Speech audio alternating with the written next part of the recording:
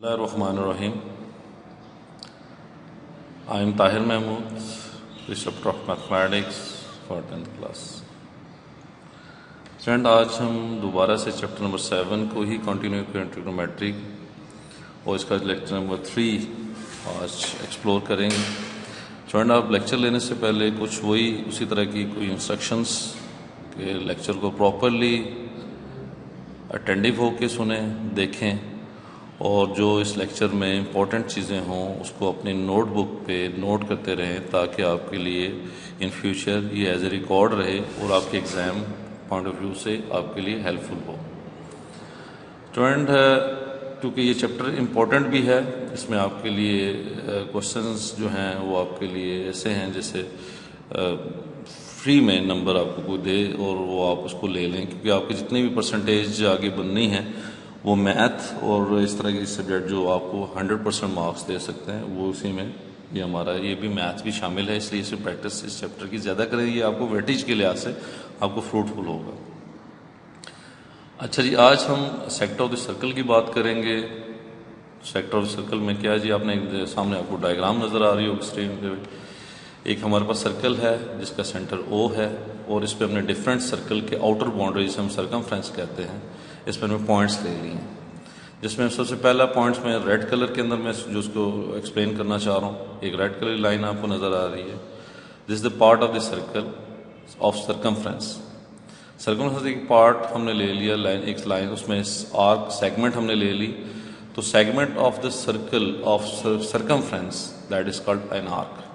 ठीक है, एक सर्कमफ्रेंस में एक छोटा सा टुकड़ा ले लें एक आर्क का, तो उसका टुकड़ा एक कर्व ले लें, उसी कर्व के ऊपर एक छोटा टुकड़ा ले लें, तो वो छोटा टुकड़ा जो कहलाएगा वो एक आर्क कहलाएगी. अच्छा, अब देखें इस तरफ ये भी आपको एक आर्क नज़र आ रही है, ई और एफ पी, तो आर्क नज़र आ रही है. अब इसमें क्या किया कि इनके कॉर्नर्स को जो है आर्क के कॉर्नर्स को आपस में एक लाइन सेगमेंट के थ्रू ज्वाइन कर दिया.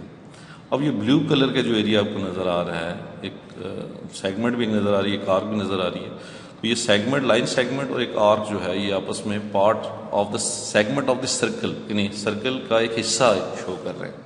ठीक है, इसी तरह एक आपको एक आर्क नज़र आ रही है DC, एक आर्क आपको नज़र आ रही है, और इन आर्क का जो एंड पॉइंट है इसके सेंटर से हमने ज्वाइन कर दिए. अब ये सारा ग्रीन जो आपको एरिया से कुछ न समझ आती है कि सर्कल का अंदरूनी हिस्सा नज़र आता है, that is area of sector of circle कहलाएगा. ठीक है स्टूडेंट, आपने देखा कि इस डायग्राम से आपने कुछ ना कुछ आपके दिमाग में आ गया कि सेगमेंट आर्क क्या चीज़ है, part segment of the circle क्या चीज़ है, और sector area of sector of circular reason क्या है. अब इस चीज़ को थोड़ा सा एक दफ़ा फिर से एक रिटन फॉर्म में ज़रा इसको देख लेते हैं. Circumference of the circle is called an arc. Circumference का कोई पार्ट ले लेंगे तो वो आर्क कहलाएगी. A part of a circle bounded by an arc and a chord is called segment of the circle. Chord क्या होता है कि एक कॉर्नर से दूसरे कॉर्नर पे जो लाइक लाइन ज्वाइन करती है ये इंटरनली, तो ये दैट इज कॉल्ड chord. अगर यही chord सेंटर से क्रॉस कर जाए, सेंटर को क्रॉस करके आपस में बने, तो उसे हम डायमीटर कहते हैं. अच्छा, नेक्स्ट चलते हैं जी. A part of a circle bounded by the 2 radii. अच्छा, ये ए ओ इससे जो है OD और OC that is called radii of the circle. तो रेडियस के थ्रू अगर आप वो ज्वाइन उसको आर्क को ज्वाइन कर देंगे तो ज़ाहिर बात है कि एंगल भी बनेगा. यहाँ पे इस सेक्टर के यहाँ पे कोई एंगल भी बनेगा, तो इनका आपस में रिलेशन इंशाल्लाह देखते हैं नेक्स्ट में. तो ये हमारे पास सेक्टर का हमारे पास कहलाएगा ऑफ सर्कल. अच्छा, नेक्स्ट चलते हैं जी. हमारे पास हम एक रिलेशन डेवलप करना चाहते हैं, इस्टेब्लिश करना चाहते हैं. To establish the relation rule या relation L is equal to R theta, where R is the radius of a circle, L the length of a circular arc, and theta the central angle made in radians. अच्छा, आपने देखा student यहाँ पे एक diagram आपको नज़र आ रही है. सर्कल एक है जिसका सेंटर O है, A भी एक आर्क हमने ले ली है और इसको हम डिनोट कर दिया L के साथ, और उसका सेंट्रल एंगल हमने थीटा रख लिया है. और इसी तरह is it effect that the plane geometry the major of central angle arc of a circle are proportional to the length of the their arcs जो तो होंगी इनके आपस में प्रोपोर्शनली होता है. मसलन इसका मिसाल मैं ऐसे दे दूंगा कि ये हमारे पास ए ओ बी जो है, ये हमारे पास एक, अगर मैं इसको ले लूँ तो ये हमारे पास एंगल, हम इसके सेंट्रल एंगल बन रहा है वो थीटा बन रहा है, जबकि ए बी मैंने एक आर्क लिया, इसकी लेंथ हमने एल ले ली। इसी से मिलती जुलती मैं आगे एक आर्क एक ड्रॉ इसके बनी हुई है ए सी, ये ड्रॉ कर दी है, जिसके ए सी हमने नाम रखा। इसकी लेंथ, क्योंकि मैंने यहाँ पे जो एंगल लिखा है 1 रेडियन लिखा है। 1 रेडियन का मतलब ये है कि ये 1 रेडियन एंगल कब होता है, जब length of the circular arc, यानी कि ये जो है ए सी और रेडियस की जो लेंथ है वो इक्वल हो जाए। तो मैंने इसलिए ये कह दिया कि आर्क जो है यहाँ पे एल जो है वो आर के इक्वल है, तो आर मैंने यहाँ लिख दिया 1 रेडियन के हवाले से। अब इनका रिलेशन बनाना चाहता हूँ, तो ये इस this part over this part equal to this part over this part, मैं इसको प्रोपोर्शनली इसको लिखना चाह रहा हूँ। Major angle A O B over major angle A O C, इनका आपस में रेशो फॉर्म इक्वल होगी आर्क जो है A B arc over A C arc. तो इसका तो एंगल हमारे पास बनता है थीटा, इसका बनता है 1 रेडियन, इसकी आर्क बनती है एल, इसकी बनती है आर। अब रेडियन में तो कट गया, तो एल इज इक्वल टू क्या बनता है, L over R is equal to theta, और इस तरह हमारे पास L is equal to are theta, हमारे पास एक रिलेशन डेवलप हो जाता है। उम्मीद है स्टूडेंट इस डायग्राम के थ्रू आपको ये रिलेशन जो है, आपको जो मैंने एक्सप्लेन किया है, आपको सही तरह से समझ आ गया होगा। दोबारा से इसको एक दफ़ा मैं डायग्राम को तो समझा देता हूँ, तो ये रिलेशन खुद ब खुद आपको एक दफ़ा से फिर समझ आ जाएगी। ये मेरे पास एक सर्कल है जिसका सेंटर ओ है, हमने ए भी एक आर्क ले ली जिसकी लेंथ हमने एल ले लिया, और इसका जो आर्क का जो सेंटर से सबटेंडेड एंगल वो थीटा रेडियंस है, ठीक है। अच्छा, आगे मैंने एक और आर्क ले ली जो सिमिलर लेंथ की है, और इसके दरमियान जो एंगल बन रहा है उसका 1 रेडियन बनता है। अब 1 रेडियन का मतलब आपको स्टूडेंट समझ आना चाहिए कि जब 1 रेडियन उस सूरत में होता है जब रेडियस ऑफ द सर्कल और length of the circular arc की लेंथ यानी सिमिलर हो जाए, यानी एल और आर की वैल्यू सिमिलर हो, यानी 1 यूनिट हो, तो उस सूरत में हमारे पास रिजल्ट आता है 1 रेडियंस। क्योंकि थीटा अगर देखें यहाँ से थीटा की वैल्यू क्या आती है, एल ओवर आर, तो एल और आर दोनों अगर सिमिलर होंगे तो उस सूरत में 1 रेडियन एंगल हमारे पास बनेगा। तो उसका हमारे पास हमने रेशो फाइंड कर ली, इसकी रेशो, लेंथ की रेशो यानी आर की रेशो, आर की लेंथ के साथ रेशो बना दी, और थीटा का और इसका सेंट्रल एंगल 1 रेडियन का आपस में रिलेशन बना के हमने रेशो बना के इसका आपस में एक रिलेशन डेवलप कर लिया, l is equal to are theta. अच्छा, आगे चलते हैं। एरिया ऑफ सेक्टर के हवाले से कोई इसका भी कुछ फार्मूला ड्राइव कर लेते हैं। हमारे पास एक सर्कल हमने ले लिया जिसका सेंटर ओ है, ए बी इसकी आर्क है, और इनका हमने सेंटर से इसका थ्रू द रेडियस हमने इसको ज्वाइन कर दिया, तो ये हमारे पास सेक्टर ऑफ द सर्कल आ गया। अच्छा, अब इसकी लेंथ तो हमें पता है, और सेंट्रल एंगल थीटा रेडियंस हैं, ए और O B that is r radii of the circle है। अब टोटल जो हमारे पास एरिया ऑफ सर्कल होता है, एरिया सर्कल का फॉर्मूला तो आपको पता है कि हमारे पास है पाई आर स्क्वायर। अच्छा, इसी तरह आपको ये भी पता है कि angle of circle, total angle of circle का 2 पाई रेडियंस होता है, और area of sector, angle of a sector जो इस वक्त जो हमारे पास शो हो रहा है वो थीटा रेडियंस है। अब इनका आपको पता है रिलेशन, प्लेन ज्योमेट्री क्या कहती है कि अगर आपके पास लेंथ इंक्रीज कर दें, एंगल इंक्रीज कर दें, तो ज़ाहिर बात है सेक्टर का एरिया भी इंक्रीज हो जाएगा, और एंगल कम कर दें तो जो है उसका एरिया ऑफ सेक्टर भी वो कम हो जाएगा। अब प्लेन ज्योमेट्री के जिस रूल को डायरेक्टली हम देख लेते हैं, थ्रू द रेशो हम देखते हैं, तो हमारे पास क्या करते हैं जी कि टोटल एरिया को हम, ये जो इसका टोटल एरिया है, इसका जो पहले जो एरिया ऑफ सेक्टर है कौन सा जी, हमारा बनता है ए ओ बी, यानी ए ओ बी पी, ये जो सेक्टर बनता है इसको डिवाइड कर ले टोटल के साथ, तो टोटल के साथ डिवाइड किया तो हमारा रिजल्ट आता है area of sector A O B P और एरिया ऑफ सर्कल, और angle of sector A O B P theta है, तो टोटल एंगल 2 पाई हमारे पास आता है। तो वैल्यूज़ हम इसमें लगा लेते हैं सारी की सारी, थीटा और 2 पाई और पाई आर स्क्वायर, या पाई आर स्क्वायर डिवाइड हो रहा है, उधर जाके मल्टीप्लाई कर लेते हैं और आपस में इनको सिंप्लीफाई कर लेते हैं। पाई पाई से कैंसिल हो जाए तो रिजल्ट हमारे पास आ जाएगा 1/2 r square theta unit square.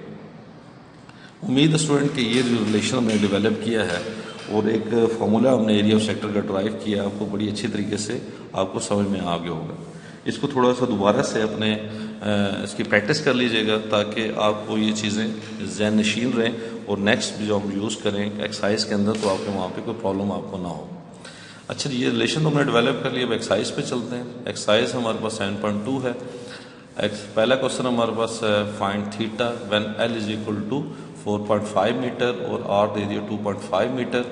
इनको इसमें लिख लेते हैं एक दफ़ा ताकि आसानी रहे। गिवन हमारे पास आता है l is equal 4.5, r is equal 2.5 और थीटा हमने फाइंड करना।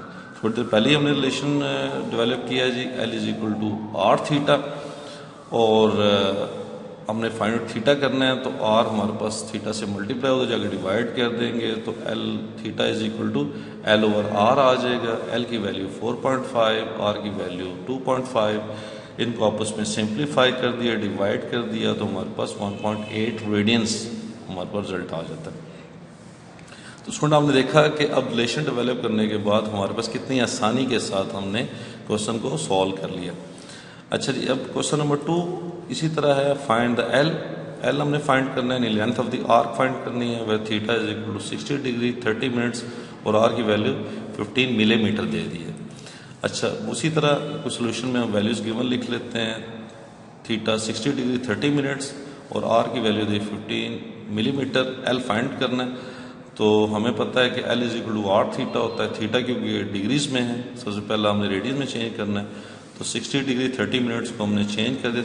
मिनट्स को डिग्री में चेंज करना था तो 60 से डिवाइड कर लिया। तो डिवाइड करने के बाद 1/2 आता है, 3.5 है तो 60.5 डिग्रीज हो गया। अब डिग्रीज को हमने रेडियन में चेंज करना है तो π/180 से हमने इसको क्या कर दिया, मल्टीप्लाई कर दिया। स्टूडेंट पहले लेक्चर के अंदर हमने देखा था कि how to change degree to radian minutes. तो π/180 को हमने सिंप्लीफाई किया तो 0.01745 रेडियंस आता है। तो 60.5 को इससे मल्टीप्लाई कर दिया तो 1.06 रेडियंस हमारे पास थीटा की वैल्यू आ जाती है। और इसको फॉर्मूले में हम सब्स्टिट्यूट कर लेते हैं। L is equal to are theta. तो एल की वैल्यू है फाइंड करनी है तो आर की वैल्यू 15 है और थीटा की वैल्यू 1.06 रेडियंस है। 15.9 मिलीमीटर हमारे पास रिजल्ट आ जाता है। तो आपने देखा कि जो हम क्वेश्चंस को सॉल्व करते जाएंगे, इसको आगे एक्सप्लोर करते जाएंगे तो वही हमारे लिए आसान होता जाएगा। Question number 3, find the value of r when theta is equal 45 degrees, l is equal 52 centimetre. Solution में वैल्यूज लिख लेते हैं। सबसे पहले गिवन हम देखते हैं क्या है, 45 डिग्रीज को चेंज कर दिया, रेडियंस में π/180 से मल्टीप्लाई किया तो सिंप्लीफाई करने के बाद हमारे पास रिजल्ट है 0.7854 रेडियंस। एल हमारे को दे दी 52 सेंटीमीटर। आर फाइंड आउट करना है तो स्टूडेंट हमारे पास पता है हमें रिलेशन क्या है जी, L is equal to are theta और आर की वैल्यू एल ओवर थीटा आ जाएगी। तो जस्ट पुट द वैल्यूज, यानी एल की वैल्यू 52 और थीटा की वैल्यू 0.7854 सिंप्लीफाई कर दिया तो आर की वैल्यू 66.21 सेंटीमीटर हमारे पास रिजल्ट आ जाएगा। तो बार बार वही एक ही चीज़ कि आप एक फार्मूला जब रिलेशन डेवलप कर लेते हैं क्वेश्चन से, कुछ वैल्यूज आप वैल्यू सब्स्टिट्यूट करते हैं तो अननोन हमारे पास रिजल्ट और फाइंड आउट हो सकता है। अच्छा जी, नेक्स्ट चलते हैं जी। हमारे पास क्वेश्चन है जी, क्वेश्चन नंबर 5 एक्सरसाइज का। In circle of a radius 10 metre है। Find the distance travelled by the point moving on a circle if the point makes 3.5 revolutions. Student आपने देखा कि लास्ट लेक्चर में कि हमने एक्स वाई प्लेन के अंदर इनिशियल जो रे होती है वो पॉजिटिव एक्स एक्सिस पे होती है, जबकि जो टर्मिनल रे है वो मूव करती है। अगर टर्मिनल रे पूरा राउंड सर्कल पे लगा ले तो एक राउंड का एक रेवोल्यूशन के बाद उसका जो टोटल एंगल बनता है 2π रेडियन बनता है एक रेवोल्यूशन के बाद। तो 3.5 में टोटल कितना बनेगा एंगल, वो जरा देख लेते हैं। सोल्यूशन में हमने लिखा कि गिवन है हमारे पास थीटा 3.5 रेवोल्यूशन, तो 3.5 को हमने 2π से मल्टीप्लाई कर दिया तो 7π आता है। बस 3.5 हमने देखा कि 3.5 रेवोल्यूशन है तो 3.5 को 2π से मल्टीप्लाई कर दिया तो हमारे पास 7π आ गया। 7 को 3.141 से मल्टीप्लाई कर दिया तो इसका 22 रेडियंस अप्रॉक्सीमेटली हमारे पास रिजल्ट आया था। आर की वैल्यू है 10 मीटर। तो distance travel by point L हमारे पास आ जाएगा, इसका मतलब एल की वैल्यू हमने फाइंड करनी है। तो अभी हमने देखा कि रिलेशन हमने डेवलप किया था l is equal to are theta. तो एल की वैल्यू हमारे पास है एल फाइंड करना है तो आर की वैल्यू 10 है और थीटा 22 है, तो हमारे पास 220 मीटर। आपको देखा बड़ी आसानी के साथ हमने कैलकुलेट कर लिया। तो जो हम इसमें मैंने बार बार अक्सर इसी चीज़ पर जोर दे रहा होता हूँ कि प्रैक्टिस करें प्रैक्टिस करें प्रैक्टिस करें। Practice makes a man perfect. ठीक है, जितनी आप प्रैक्टिस करते जाएंगे इतना आपके लिए काम आसान होता जाएगा। अच्छा, नेक्स्ट चलते हैं जी। हमारे पास क्वेश्चन नंबर है जी हमारे पास 10। Find the area of a sector inside a central angle 20 degree है और इसका रेडियस जो 7 मीटर। देखते हैं जी, हमने कुछ वैल्यूज लिख लेते हैं। थीटा हमारे पास गिवन है 20 डिग्री और 20 को मल्टीप्लाई कर दिया पाई बाय 180 के साथ, तो रिजल्ट हमारे पास आ जाएगा पाई बाय 9 रेडियंस और आर की वैल्यू 7 मीटर है। तो हम फार्मूला हमने पता है, अभी मैंने ड्राइव किया 1/2 आर स्क्वायर थीटा, और वैल्यूज लगा लेते हैं। आर की वैल्यू 7, थीटा के पाई बाय 9, सिंप्लीफाई कर दिया तो 9 2 18 आ गया, 49 pi over 18 metre square. Simplify किया 49 और पाई को आपस में, तो सिंप्लीफाई करने के बाद हमारे पास रिजल्ट आ जाएगा 8.55 मीटर स्क्वायर। तो स्टूडेंट हमने देखा कि इसमें भी जस्ट हमने वैल्यू सब्स्टिट्यूट कर ली और इसको सिंप्लीफाई कर लिया। नेक्स्ट क्वेश्चन है जी हमारे पास 13 क्वेश्चन ये कह रहा है कि area of a sector with central angle theta in a circle of radius 2 metre is 10। इसका मतलब यहां से ज्वाइन करके देखें, area of sector is 10, area of sector is 10, central angle theta उसका रेडियस 2 मीटर है, तो स्क्वायर मीटर है। Find the theta in radius, तो थीटा की वैल्यू में फाइंड करनी है। तो सबसे पहले तो देख लेते हैं जी कि हम जरा इसको लिखते कैसे हैं। ये तो हम स्टेटमेंट की समझ आनी चाहिए। तो मुझे ये समझ आएगी कि थीटा तो हमें कैलकुलेट करना है, आर की वैल्यू जो है हमारे पास 2 मीटर है और area of sector of circle और रीजन की वो 10 मीटर स्क्वायर हमें दिया हुआ है। तो सिंपल हमने क्या किया कि हमें पता है फॉर्मूले का कि area of centre of circular region is equal 1/2 r square theta. Values लगा दी, इनसाइड सर्कल की जगह हम जो सेंट्रल एंगल हमने तो कैलकुलेट करना था, तो area of sector circular inside the central angle हमारे पास 10 मीटर है। 1/2 एज इट इज, आर की वैल्यू 2 लगा दी, सिंप्लीफाई कर दिया तो रिजल्ट 4 आ गया। कैलकुलेशन कर दी तो थीटा की वैल्यू 5 रेडियंस आ गई है। तो स्टूडेंट ये तो हमारी पहली एक्सरसाइज जो इम्पोर्टेंट क्वेश्चन थे मैंने आपको करा दिए, समझा दिए, एक्सप्लोर आपके लिए कर दिए। आपने अब ड्यूटी आपकी ये है कि इन क्वेश्चंस को दोबारा से इनकी प्रैक्टिस करें, इनको अच्छी तरह समझने की कोशिश करें, और जो चीज़ आपकी समझ में नहीं आती है वो आप पूछें, हमारे कमेंट बॉक्स में पूछें। उसके बाद इनकी बार बार प्रैक्टिस करें और दूसरे अपने स्टूडेंट के साथ जो कोलीग्स होते हैं, क्लास फेलोज होते हैं, उनके साथ भी इनको शेयर करें, क्योंकि जितनी शेयर करेंगे, जितने प्रैक्टिस करेंगे, इतनी आपकी कमांड अच्छी से अच्छी होती जाएगी। ठीक है, तो आज का होमवर्क क्या होगा जी आपके लिए? होमवर्क यही है कि 7.2 एक्सरसाइज को आपने दोबारा से अपनी नोटबुक पे इसको सॉल्व करते जाना है। ठीक है, ताकि जितनी आपकी प्रैक्टिस होती जाएगी इतना इतना आपके लिए काम आसान होता जाएगा इंशाल्लाह जी। नेक्स्ट लेक्चर में दोबारा आपसे मुलाकात होगी, तब तक अल्लाह हाफिज़।